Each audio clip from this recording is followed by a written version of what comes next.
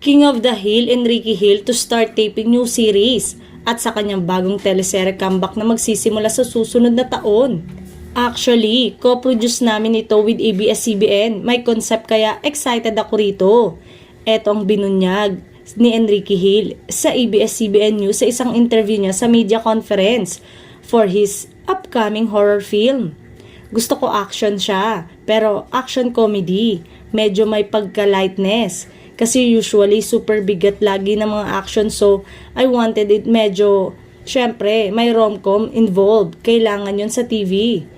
Pero kumbaga medyo Ryan Reynolds na may lightness, but there's some mafia involved. Dagdag pa nito. Ayon kay Enrique Hill, magsushoot sila ng ilang eksena sa Europe sa March 2025. Nang tanungin kung sino ang magiging bahagi ng serye, sinabi nito, meron ng leading lady pero I don't think kung pwede pa. Hindi ko pa nakakausap. Nagmi-meeting kasi sila. Nagpo-promo kami.